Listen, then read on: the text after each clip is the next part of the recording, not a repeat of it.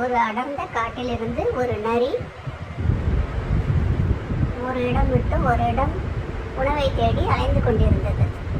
அது மிகுந்த கடுமையான வெயில் காலம்.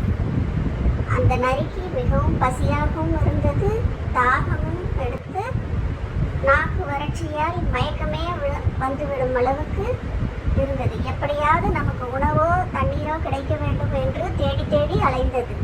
அப்போது காட்டிற்கு வெகு அருகாமையில் ஒரு திராட்சை தோட்டம் இருந்தது. அதை பார்த்ததும் எப்படியாவது இதை சாப்பிட்டு நம் உயிரை காப்பாற்றிக் கொள்ள வேண்டும்,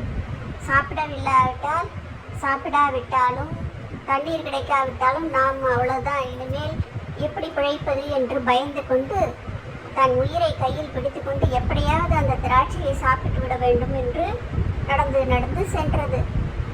அப்பொழுது அந்த திராட்சைகள் நரிக்கு தொடும் உயரத்தில் இல்லாததால் எம்பி பார்த்தது. மிகவும் சிரமப்பட்டது.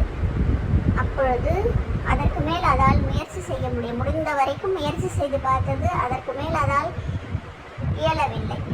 சரி என்று பேசாமல் கீழே உட்கார்ந்து கொண்டு திராட்சையை பார்த்து கொண்டு மனசில் நினைத்தது, இது மிகவும் புளிப்பாக இருக்கும் போல இருக்கு, நமக்கு வேண்டாம் அப்படின்னு மனசை தேத்தி கொண்டது. பிறகு கொஞ்ச நேரம் கழிச்சு திருப்பியும் ட்ரை பண்ணிட்டு, ஆனா அதால பறிக்க முடியல.